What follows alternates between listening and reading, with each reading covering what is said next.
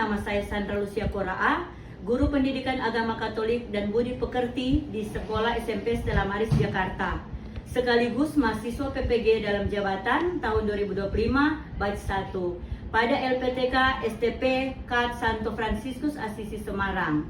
Pada kesempatan kali ini, saya berbagi praktek mengajar uji kinerja pada materi tentang sakramen penguatan untuk pembelajaran di kelas 8 dengan model pembelajaran problem based learning. Semoga video ini bermanfaat dan selamat menyaksikan.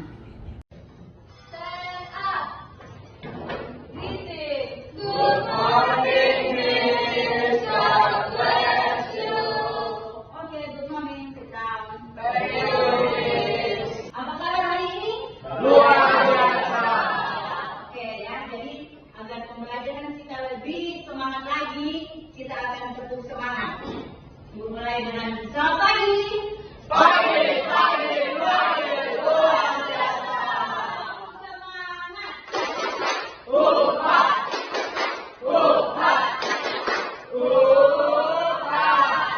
Oke, pelajaran semuanya terus semangat ya.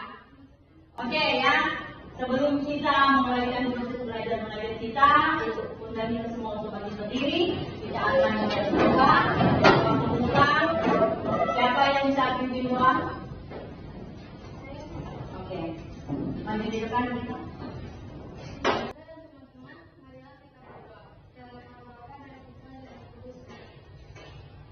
Bapa yang Maha Murah, karena kemuliaan-Mu Engkau senantiasa memberkati kami. Bimbinglah hati, pikiran, dan akal budi kami hari ini ya Bapa. Agar dalam aktivitas belajar kami hari ini, kami mampu memahami sakramen penguatan yang menjadikan kami dewasa dalam benar. Bantulah kami untuk memahami ajaran gereja-Mu dalam belajar hari ini. Demi Yesus yang dan Juru Selamat kami. Amin. Dalam Bapa dan Putra dan Roh Kudus. Amin. Oke, terima kasih kita telah kembali. Oke, salam dulu semuanya. Oke, ibu mau tanya, siapa yang tidak hadir hari ini? Masuk semua, Bu. Oke, good ya. Kalau begitu kita tepuk salut. Udah tahu tepuk salut? Tahu. Tepuk salut.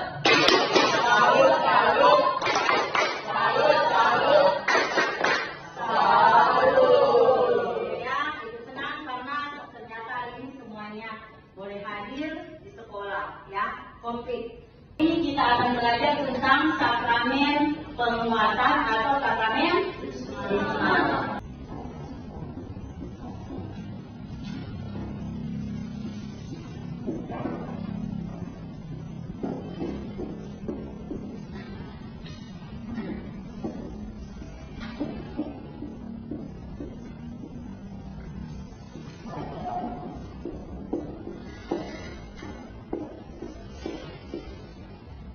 Aku mau bertanya sebelum kita lanjut pada materi untuk sakramen penguatan. Minggu lalu kita telah belajar apa?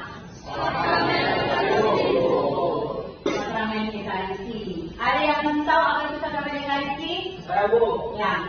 Sakramen Ekaristi itu di mana umat menerima tubuh dan darah Kristus dalam bentuk roti dan anggur, Bu. Ada lagi? Siapa yang tahu tentang sakramen Ekaristi? Sakramen Ekaristi itu sumber dan puncak seluruh hidup Kristiani. Benar bahwa Ekaristi itu adalah sumber dan puncak dari seluruh kehidupan Kristiani, ya. Nah, sakramen penguatan ini termasuk dalam sakramen apa? Inisiasi. Ada berapa sakramen inisiasi? 3. Apa saja? Ekaristi dan penguatan. Oke, ya. Jadi hari ini kita akan belajar tentang sakramen penguatan atau biasa disebut sakramen Krisma. Jadi ibu berharap setelah kalian belajar tentang sakramen penguatan, kalian semua bisa memahami makna serta konsekuensi dari sakramen penguatan, sehingga mampu menjadi saksi-saksi di dalam kehidupan kalian setiap hari. Ya, jadi itu tujuan pembelajaran mengapa kita belajar tentang sakramen penguatan ini. Bagaimana kita bisa memahami di sakramen penguatan? Ibu akan menayangkan sebuah video. Harap bisa kalian menyimak dengan baik. Halo saudara-saudari terima kasih. salam sehat penuh kerahiman Tuhan. Di tahun yang penuh hikmat ini, Komisi Kateketikus Pedabun Jakarta menyajikan bahan-bahan seputar katekismus ajaran Gereja Katolik. Harapannya supaya umat Katolikus Pedabun Jakarta dapat menggali inspirasi darinya dan memperoleh kebijaksanaan. Salam katekese, Tuhan memberkati.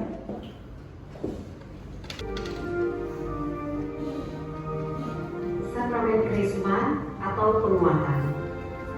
Sakramen Krisma adalah salah satu dari tiga sakramen inisiasi Kristen, yaitu baptis, krisma, dan ekaristi. Dalam sakramen krisma, orang beriman menerima Roh Kudus yang pada hari Pentakosta diutus Tuhan kepada para rasul. Sakramen krisma disebut juga sakramen penguatan dan berperan menguatkan dan mengembangkan. Sakramen krisma melengkapi umat Allah setelah pembaptisan dan menyempurnakan inisiasi. Juga menyempurnakan kehadiran Roh Kudus bagi mereka yang sudah dibaptis. Sakramen ini menjadikan mereka orang-orang Kristiani yang kuat dan untuk memberi kesaksian tentang Kristus demi pembangunan tubuhnya dalam iman dan cinta kasih, serta menjadi laskar Kristus yang berani. Melalui sakramen krisma, seseorang diikat secara lebih kuat dan sempurna dengan gereja, serta diperkaya dengan daya kekuatan Roh Kudus. Sakramen krisma memiliki dasar kitab suci yang diambil dari Kisah Para Rasul bab 8 ayat 16 dan 17, juga bab 19 ayat 5 dan 6. Belum turun di atas seorang pun di antara mereka, karena mereka hanya dibaptis dalam nama Tuhan Yesus. Kemudian keduanya menumpangkan tangan di atas mereka, lalu mereka menerima Roh Kudus. Ketika mereka mendengar hal itu, mereka memberi diri mereka dibaptis dalam nama Tuhan Yesus. Dan ketika Paulus menumpangkan tangan di atas mereka, turunlah Roh Kudus ke atas mereka, dan mulailah mereka berkata-kata dalam bahasa roh dan bernubuat. Anugerah Roh Kudus tentu tidak bisa dipisahkan dari peristiwa Pentakosta, yaitu ketika Roh Kudus turun atas para rasul dan membangkitkan mereka untuk tampil sebagai saksi-saksi Kristus yang gagah berani. Hadirnya kuasa Roh Kudus tentu tidak dapat dipisahkan dari peran Roh Kudus di dalam hidup Yesus, yaitu Roh Kudus yang turun atas Yesus saat ia dibaptis oleh Yohanes dan meneguhkan bahwa ia adalah Mesias yang akan datang, Putra Allah. Kita dapat melihat kesempurnaannya pada diri Yesus Kristus yang diurapi Allah dengan Roh Kudus-Nya. Jadi, krisma bagi kita adalah pengurapan yang menjadikan kita seperti Kristus. Kita menerima urapan Roh Kudus sama seperti yang diterima oleh Kristus. Melalui krisma, para murid tampil sebagai saksi Kristus yang sejati dan mempunyai kewajiban yang lebih banyak untuk menyebarkan dan membela iman, baik dengan perkataan maupun dengan perbuatan. Saudara-saudariku yang terkasih, apa yang dikatakan Alkitab mengenai sakramen krisma? Pertama, Yesus menjanjikan karunia Roh Kudus yang disebutnya sebagai penolong dan Roh kebenaran yang akan menyertai para muridnya sampai selama-lamanya. Kedua, para rasul menerima pemenuhan janji rahmat penguatan dari Roh Kudus tersebut pada hari Pentakosta. Setelah dipenuhi oleh Roh Kudus, para murid menjadi berani untuk mewartakan perbuatan-perbuatan besar yang dilakukan Allah. Ketiga, Kristus mencurahkan Roh Kudus untuk mewartakan perbuatan-perbuatan besar yang dilakukan Allah. Keempat, pengurapan Roh Kudus ini ditandai dengan penumpahan tangan dan pengurapan dengan minyak harum yang disebut krisma, sehingga seluruh kehidupan kita mengalirkan keharuman Kristus. Kelima, Rasul Paulus mengajarkan bahwa kita perlu bertumbuh. Pertumbuhan ini dimungkinkan oleh Roh Kudus yang memberikan kekuatan kepada kita. Dalam Konsili Vatikan II dijelaskan tentang kesatuan sakramen inisiasi, yaitu pemberian sakramen baptis dan penguatan dilaksanakan di dalam perayaan Ekaristi diberikan oleh uskup.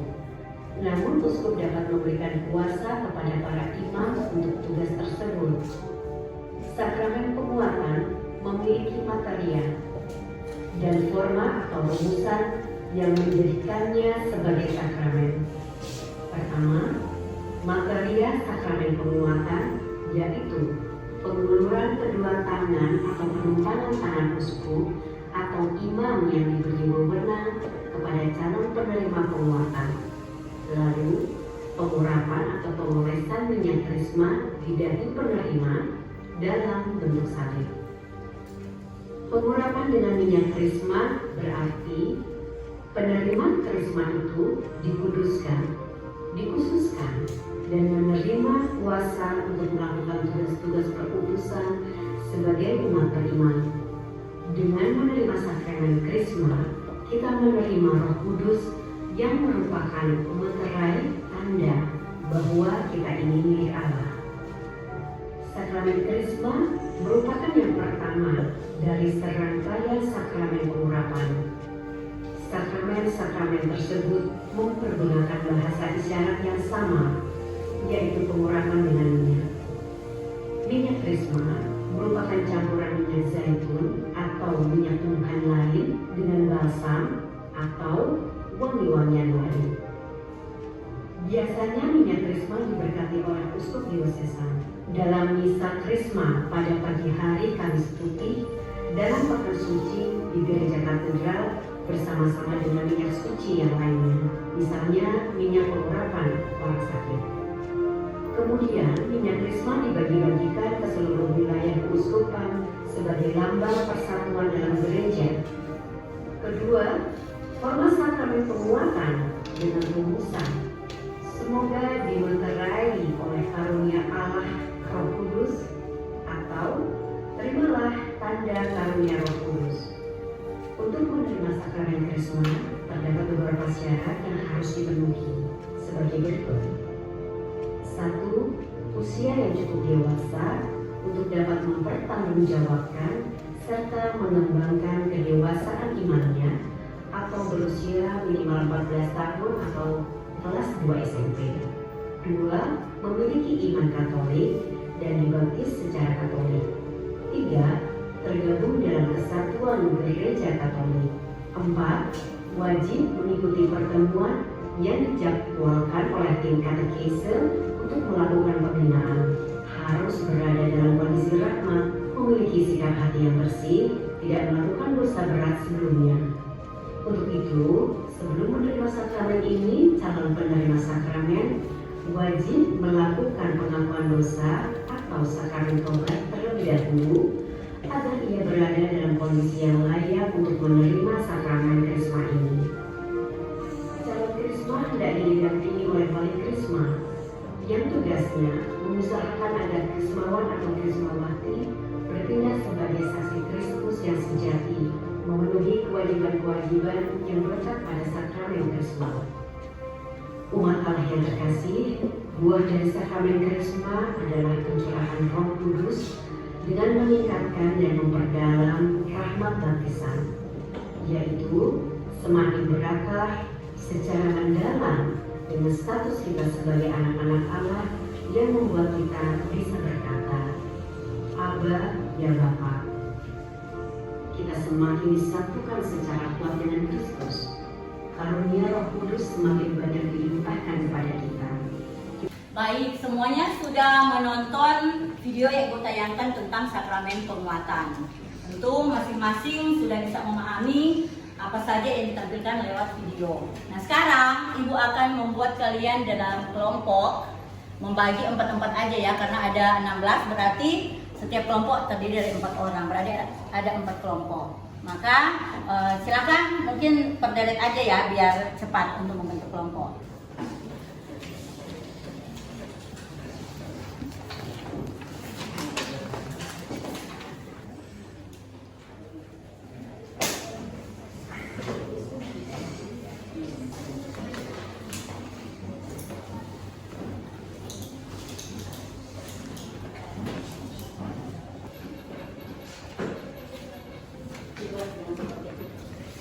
Oke, baik ya, masing-masing sudah membentuk dalam kelompok. Tentu semuanya sudah tahu bahwa sakramen penguatan adalah sakramen pemantapan atau sakramen menuju kedewasaan iman. Ya, orang tentu menerima sakramen diharapkan akan menjadi dewasa dalam hal iman. Maka masing-masing kelompok ibu minta agar bisa mencari masalah-masalah yang relevan saat ini. Nah, siapa di sini yang sudah menerima sakramen penguatan? Belum ya, belum ada. Padahal kalian sekarang sudah berumur 15 tahun. Nah, padahal yang kita tahu bersama lewat yang video, syarat untuk menerima sakramen penguatan itu minimal berusia 14 tahun. Sebenarnya kalian sudah pantas dan layak untuk menerima sakramen. Namun mengapa banyak orang yang malahan umurnya sudah di atas 15 tahun tetapi tidak atau belum menerima sakramen penguatan? Tentu itulah yang bisa kalian cari, berdiskusi dengan kelompok, mencari masalah-masalah apa saja yang timbul sampai seseorang tersebut belum bisa menerimakan sakramen penguatan. Padahal kan sakramen penguatan sebenarnya adalah sakramen yang penting karena itu sakramen inisiasi. Kita semua sudah menerima sakramen baptis, ya sudah dibaptis. Nah, untuk sakramen penguatan ini merupakan lanjutan dari sakramen baptis.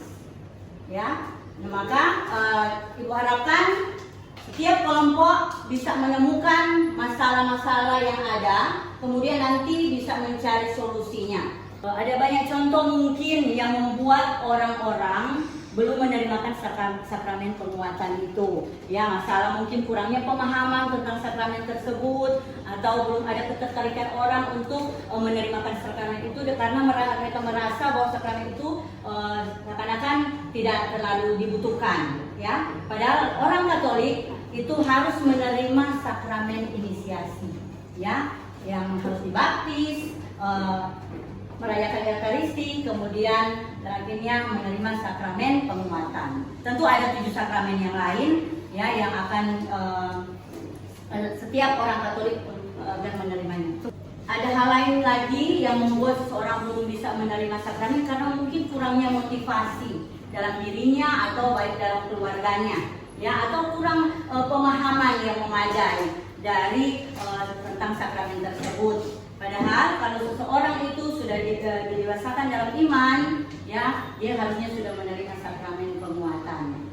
Nah, itulah masalah-masalah yang ibu mau kelompok untuk mencari, kemudian bisa menemukan solusi. Nanti setelah kelompok sudah mulai mendiskusikan, kita nanti bisa mempresentasikan hal-hal yang telah ditemukan masing-masing kelompok tentang problem yang ada di setiap orang yang tidak bisa menerima sakramen tersebut. Silakan ya, masing-masing kelompok bisa menggunakan HP untuk mencari, menemukan masalah-masalah, kemudian nanti ada solusinya. Silakan, ibu izinkan setiap kelompok menggunakan 2 HP. Semuanya sudah selesai berdiskusi, masing-masing kelompok ibu harapkan untuk mempresentasikan di depan. Mulai dari kelompoknya Marcelo. Selamat pagi Bu saudara teman-teman. Pada pagi hari ini kami akan mempresentasikan tugas yang telah diberikan oleh Bu Sandra.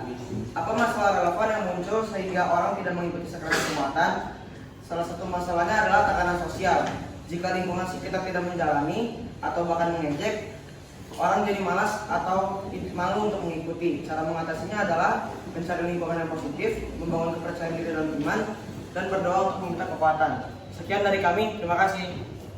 Selamat pagi Bu Sandra dan teman-teman. Pada kesempatan kali ini saya akan mempresentasikan hasil diskusi kami tentang masalah.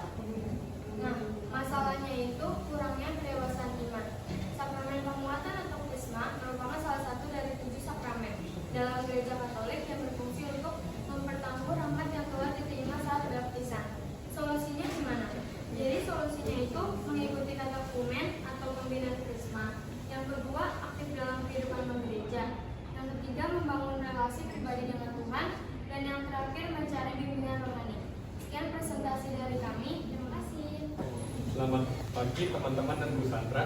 Sekarang pagi ini kita akan mempresentasikan hasil diskusi kita tentang masalah yang relevan dengan sakramen penguatan atau sakramen krisma.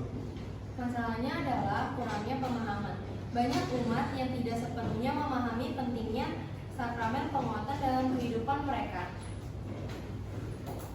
Kurangnya kesadaran dan motivasi.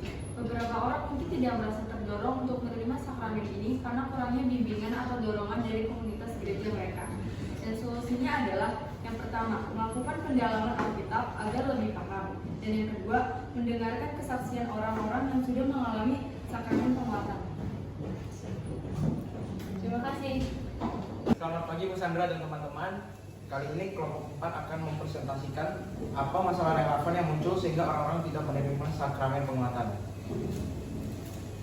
Proses persiapan sakramen penguatan seringkali membutuhkan waktu dan komitmen yang signifikan, seperti mengikuti kelas katekisasi, melakukan pengakuan dosa, dan mempersiapkan diri secara rohani. Solusi yang menurut kita untuk menerima sakramen penguatan adalah dengan cara mencari seseorang untuk menjadi mentor bagi kita agar kita bisa menerima sakramen penguatan. Terima kasih. Oke, kita beri aplaus untuk semua kelompok yang sudah presentasi.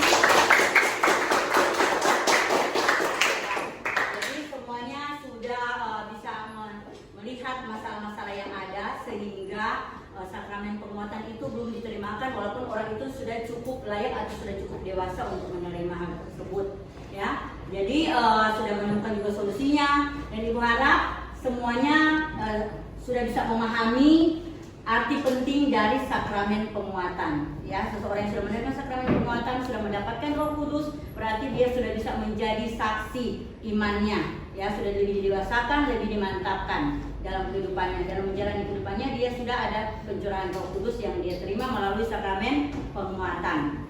Baik ya, semuanya memperhatikan di sini. Ibu akan membebaskan kalian untuk membuat proyek wawancara. Ya, tadi tentu kalian sudah berdiskusi, sudah mempresentasikan tentang masalah yang kalian temukan untuk sakramen penguatan. Maka sekarang Ibu mau kalian nanti untuk 1 minggu ke depan ya tugas melakukan proyek. Proyek itu apa aja? Ya tentu membuat dokumentasi wawancara dengan seseorang yang sudah menerima sakramen penguatan atau sakramen krisma. Ya, kemudian nanti kalian diminta untuk membuat laporan wawancara itu dilengkapi dan dibuat rapi, kemungkinan bisa diketik dan dijilid hasilnya. Ya, kemudian nanti dikumpulkan. Jadi kalian melakukan buat prosedur wawancara terhadap seseorang yang sudah menerima sakramen penguatan. Oke? Ada yang mau bertanya? Saya Bu. Oke, Aluna. Bu, itu prosedurnya itu kita bikinnya dalam bentuk video atau cuma dokumentasi aja Bu? Baiknya kalian buat dalam bentuk video wawancara, ya, jangan hanya bentuk foto. Oke, biar prosesnya terlihat dengan jelas bahwa kalian sedang mewawancarai seseorang yang sudah menerima sakramen penguatan. Oke, nah Ibu akan bagikan LKPD sebagai refleksi kalian, harap masing-masing untuk mengisinya ya.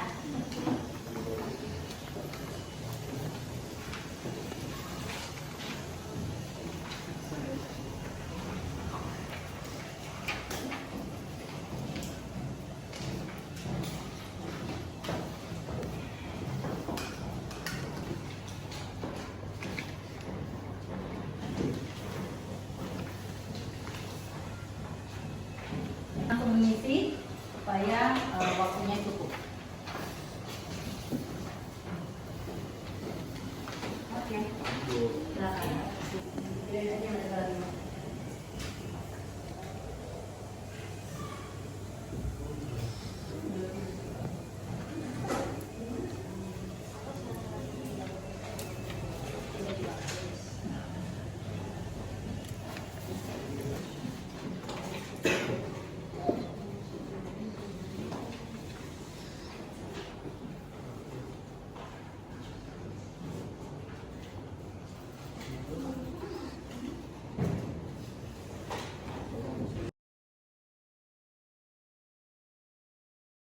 Kita akan menutup kegiatan pembelajaran kita hari ini. Untuk itu Ibu harap semuanya kita bangkit berdiri.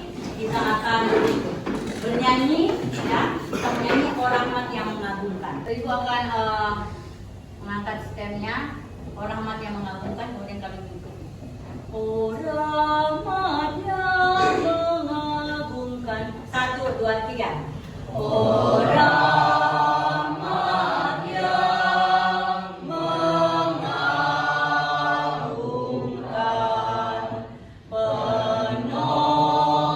penolong hidupku, ku telah sesat didapatkan, ku buta pun sembuh. Oh rahmat yang mengagumkan, penolong hidupku,